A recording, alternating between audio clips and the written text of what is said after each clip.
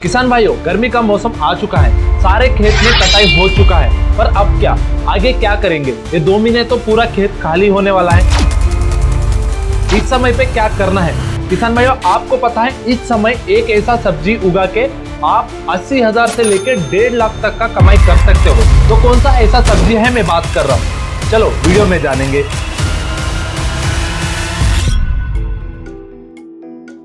नमस्कार किसान भाइयों, कात्यायनी ऑर्गेनिक्स यूट्यूब चैनल पे आपका स्वागत है। जितना भी बात मैं ऊपर बोल चुका हूँ वो सारा बात एक ही सब्जी के बारे में है, वही है पालक की खेती। अब तो आपको एक डाउट आ गया होगा, पालक का फसल तो ठंड समय पे लगता है, मैं क्यों गर्मी के समय पे लगाने को बोल रहा हूँ? पर किसान भाइयों, आपको पता है मई, जून, जुलाई इसी समय है पूरा सब्जियों का रेट आसमान से ऊपर चला जाता है, उसमें पालक भी एक है किसान भाइयों। इसलिए बहुत सारे किसान भाइयों इस पालक सब्जी को अप्रैल और मई में उगा के बहुत सारे प्रॉफिट कमा रहे हैं। इसलिए मैं आपको बताने को आया हूँ। तो इस वीडियो में अपन पालक का सब्जी का खेती कैसा करना है, गर्मी के समय में क्या समस्या आने वाले हैं और वो समस्या का समाधान क्या है, पूरा जानकारी अपन जानने वाले हैं। तो चालू करेंगे वीडियो को। तो किसान भाइयों, पहला बात है इस सब्जी को कब लगाना है और कितना रेट आता है, ये सारे के बातें अपन अब करेंगे। तो किसान भाइयों, जब ठंड का मौसम है तो उस समय पे तो पालक का सब्जी लगाते ही लगाते हैं। उस समय पे रेट रहता है 10 रुपए से लेके 15 रुपए तक। पर गर्मी का समय में जो पालक का सब्जी उगाते हैं वो जाके मई, जून, जुलाई का मंथ में सेल होता है। उस समय क्या रहता है, सप्लाई जो रहता है ना वो कम रहता है पालक का। इसका वजह से इसका रेट सीधा 20 रुपए से लेके 35 रुपए तक बिकता है। इसका मतलब है डबल रेट पे समर में बिकता है। तो किसान भाइयों, इसका प्रोडक्शन के बारे में बात करेंगे तो 3 टन से लेके 5 टन का प्रोडक्शन आता है। सीधा सा बात है 80,000 से लेके 1.5 लाख का कमाई अपन को आंखों के सामने दिख रहा है ये पालक का खेती करने से। तो किसान भाइयों, अपन को इस समय पे इस सब्जी को लगाना बहुत जरूरी है। अब बात करेंगे अपन समय का।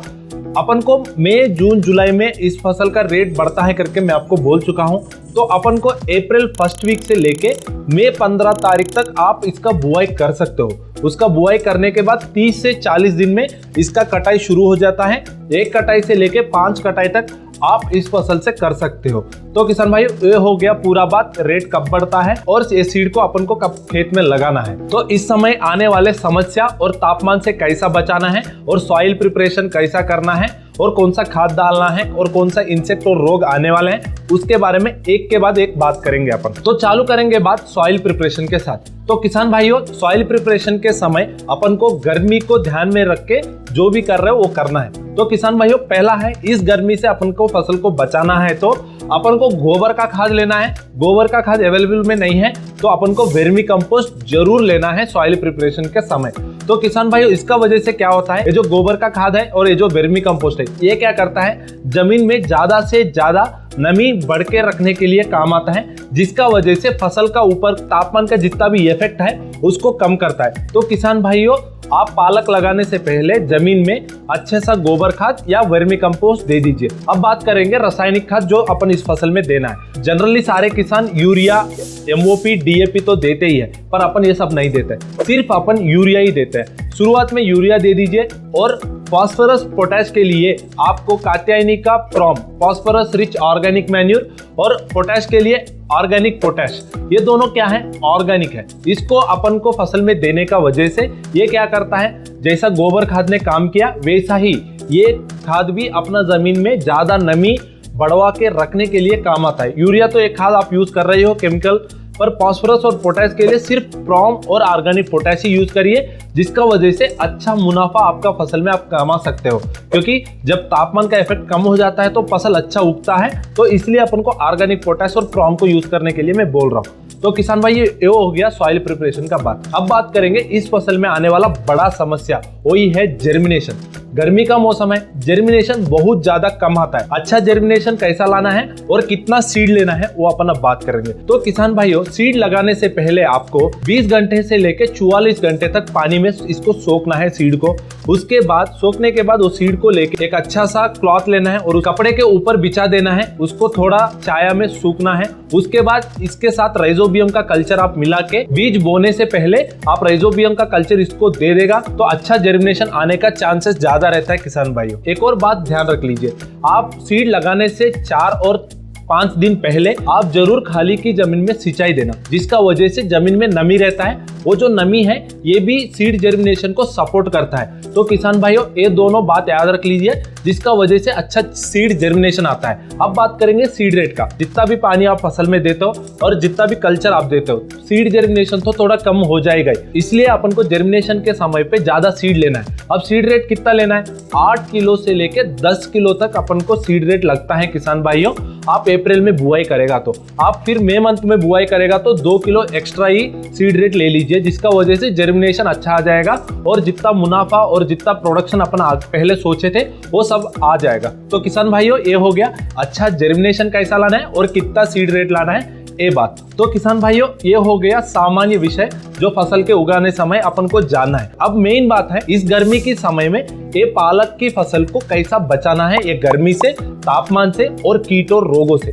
वो एक के बाद एक अपन जानेंगे, जिसका वजह से अच्छा मुनाफा अपन ला सकते हैं। क्योंकि नॉर्मल टाइम पे तो अपन फसल करने से ज्यादा कुछ समस्या आता नहीं है, पर समर के समय पे ये मेजर समस्या आते हैं, तो इसको कंट्रोल करना जरूरी है। तो पहला सवाल है तापमान से कैसा बचाना है। तो किसान भाइयों तापमान से फसल को बचाने के लिए अपने हाथ में एक ब्रह्मास्त्र है, वही है सिंचाई।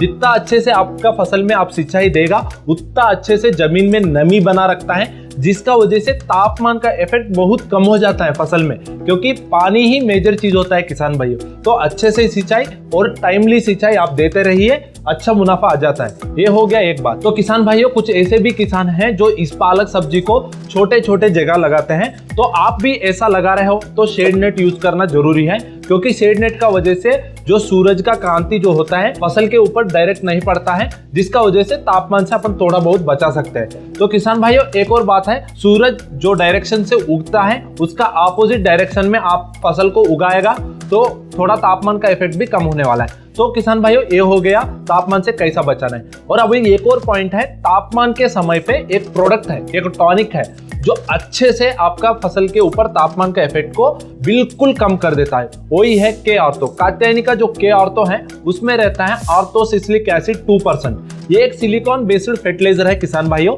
इसको जब आपको फसल में आप स्प्रे करता है, पत्तों के ऊपर एक सिलिकॉन लेयर बना देता है, जिसका वजह से जो पत्तों से जो पानी उड़ जाता है उसको कम कर देता है, पत्ते के अंदर पानी को रोकता है। इसका वजह से तापमान का इफेक्ट प्लांट पे नहीं पड़ता है किसान भाइयों। तो आपको एक एकड़ को 250 ml का ऑर्थोसिलिक एसिड 2% को स्प्रे करना है, ये तापमान से बचाना है। तो यही मेजर पॉइंट है, आपको ध्यान में रखना है जब आप पालक की फसल को उगा रहे हो। तो अब अगला बात आता है कीट और रोग का। इस समय पे जो मेजर कीट आने वाला है वो है एक एफिड, एक है लीफ माइनर। एफिड को कंट्रोल करने के लिए अपन को शुरुआत में इमिडाक्लोप्रिड 17.8 लेना है। उसका प्रकोप ज्यादा हो गया तो अपन को इमिडाक्लोप्रिड 40% प्लस फिप्रोनिल 40% वाला कात्यायनी नाशक आप ले सकते हो किसान भाइयों। ये हो गया एफिड्स को कैसे कंट्रोल करना है। अब बात है लीफ माइनर का। लीफ माइनर को कंट्रोल करने के लिए स्पिनो 45, जिसमें स्पिनोसाइड 45% रहता है, यानी आपको कात्यायनी का एक्टिवेटेड नीम ऑयल आपका फसल में ले सकते हो। स्पिनोसाइड का डोज है 50 ml से लेके 60 ml प्रति एकड़। एक्टिवेटेड नीम ऑयल का डोज है 400 ml से लेके 600 ml प्रति एकड़। तो किसान भाइयों ये हो गया मुख्य कीट इस फसल में जो आता है और इसका कंट्रोल मेजर्स। रोग का बात करेंगे तो किसान भाइयों इस सब्जी का फसल में ज्यादा रोग आते नहीं है, थोड़ा पीलापन ये सब दिख सकता है, पर पीलापन दिखेगा तो मार्केट में रेट गिर जाएगा। इसके लिए आपको कात्यायनी का मिक्स माइक्रो न्यूट्रिएंट देना है, जिसका वजह से थोड़ा पीलापन कम हो जाता है। आपको रोग छोटे छोटे जगह दिख रहे हैं तो आपको कात्यायनी का ऑल इन वन 100 ग्राम प्रति एकड़ आप दे सकते हो। एक ऑलराउंडर फंगिसाइड है, कौन सा भी रोग होने दो उसको सारे को कंट्रोल करता है ये ऑल इन वन। तो ऑल इन वन फंगिसाइड को ले सकते हो। तो किसान भाइयों ये हो गया पूरा पालक फसल का जानकारी। और कैसा कमाना है 80,000 से लेके 1.5 लाख का मुनाफा इस फसल से लेके। तो किसान भाइयों जो स्टेप्स में बोला वो सारे आप फॉलो करेगा तो अच्छा फसल और अच्छा मुनाफा आप ले सकते हो। तो किसान भाइयों अभी तक हमारे वीडियो देखने के लिए धन्यवाद। कात्यायनी ऑर्गेनिक्स यूट्यूब चैनल को सब्सक्राइब कर लीजिए और बेल बटन ऑन में रख लीजिए। अभी भी कुछ डाउट्स है आपको तो नीचे जरूर कमेंट करिए, तो उस कमेंट को हम रिप्लाई दे देंगे। धन्यवाद।